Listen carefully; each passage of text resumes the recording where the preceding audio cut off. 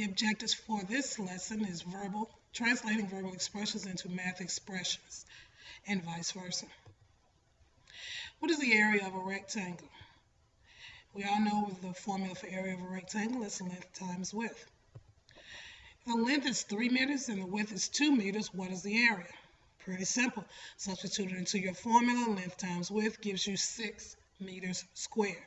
Remember, when you're dealing with area, your answer is in square units. A, L, and W are the variables. It is any letter that represents an unknown number. If there are any terms or things that you don't know, please make sure you're stopping the video and copying those down for your notes.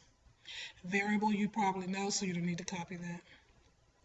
An algebraic expression, something else that should be reviewed, contains one or more numbers or variables and one or more arithmetic operations. That would be addition, subtraction, multiplication, or division. Examples would be x minus 3, 3 times 2n, 4 divided by m plus 1. In expressions, there are many different ways to write multiplication. This is very important because this is the one area where students normally have problems with when they see numbers like this, realizing that it's multiplication. The first 4 are new to you, may be new to you. The 2 numbers may be together like that. If it's 2 variables together, you're going to multiply them. If there's a dot between them, you're multiplying. When there are parentheses, you're multiplying. The last one we know is the multiplication symbol. However, we're not going to use the multiplication symbol anymore. Why not? Because it looks like a variable, so you may get confused with that being in there. Division, on the other hand, is written as either x divided by 3 or x divided by 3. It doesn't have as many forms as multiplication.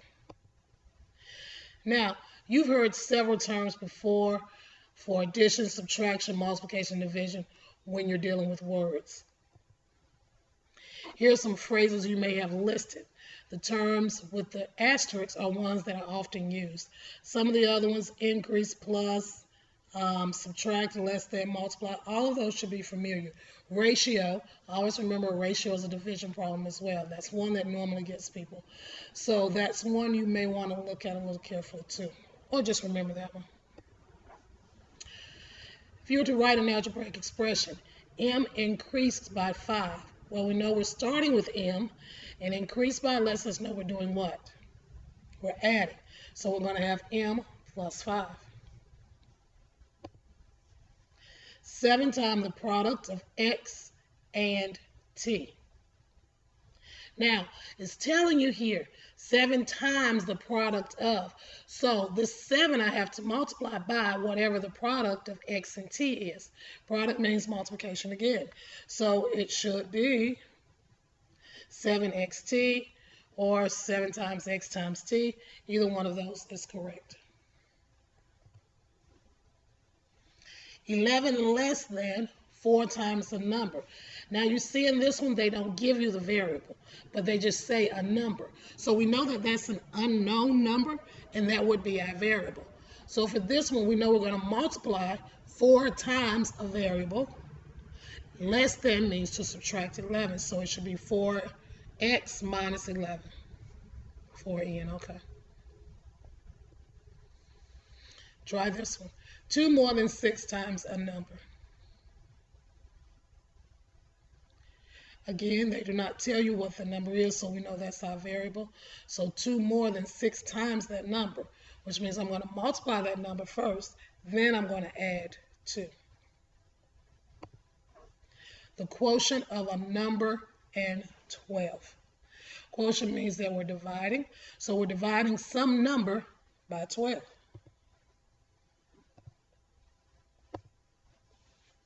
Which of the following expressions represents 7 times a number decreased by 13? Well, we have keywords in there. We know we're multiplying 7 times a number. All of them are showing us that.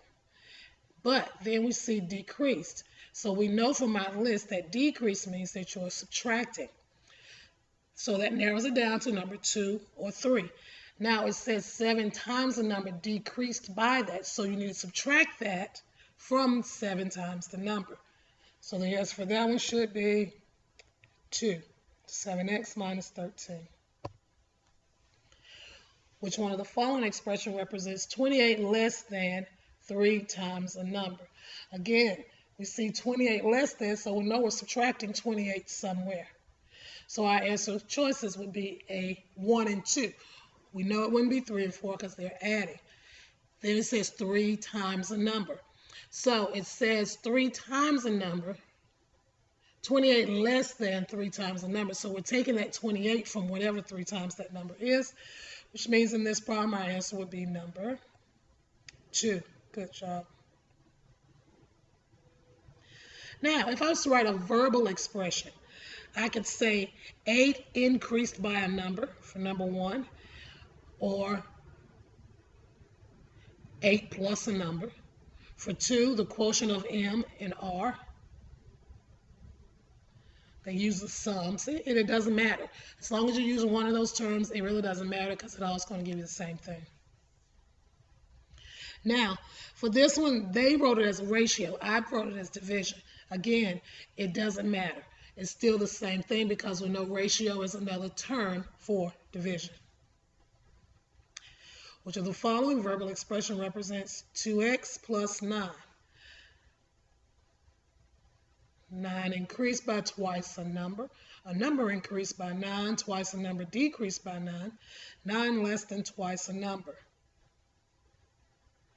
Your answer for this one would be which one? Very good, number 1. Which of the following expressions represents the sum of 16 and 5 times a number? Sum means we're adding, so we can automatically eliminate number 1 and 4. And then we have 5 times a number. Now, we're multiplying 5 times the number, not 16 times the number. So our answer for this one would be 3.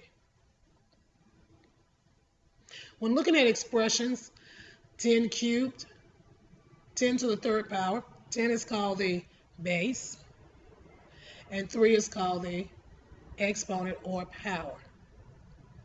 10 to the third power means 10 times 10 times 10. This should be reviewed. This should not be anything new to you. When we're dealing with exponents, we know the exponent tells us how many times to multiply the base number by itself. 10 to the third power equals 1,000. How is this said? 2 to the first power.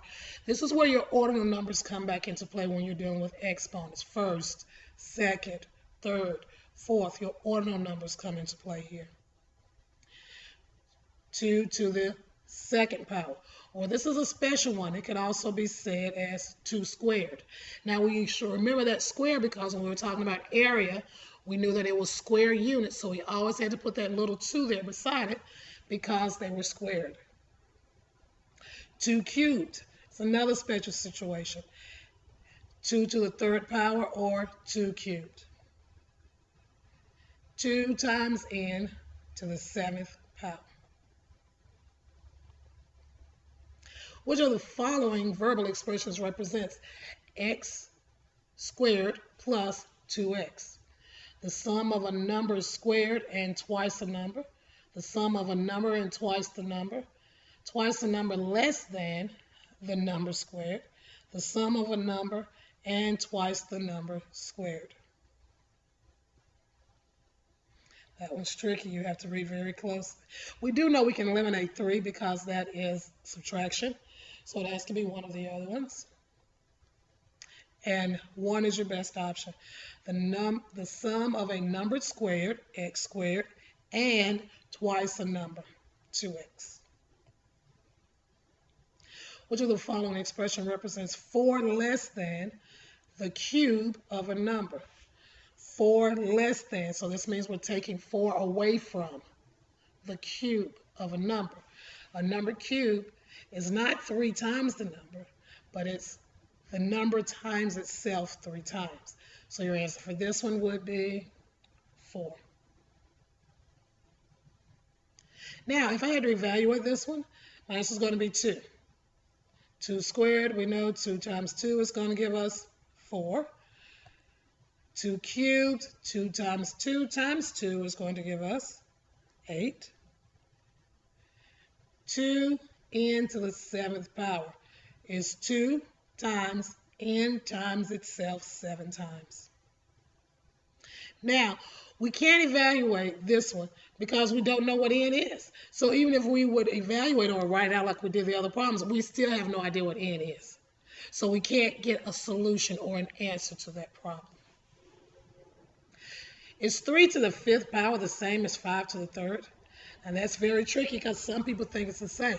Now, we do know, because we've done this before, that neither of those problems will give us 15. One, we're doing 3 times itself 5 times, and the other problem, we're doing 5 times itself 3 times. So we're going to evaluate both of those. 3 to the 5th power is 243. 5 to the 3rd power is 125. So they're not the same, and there's actually a big difference between those two.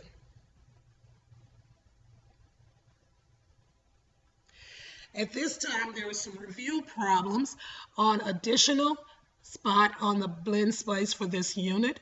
You should practice some of those so you will be prepared for tomorrow's lesson.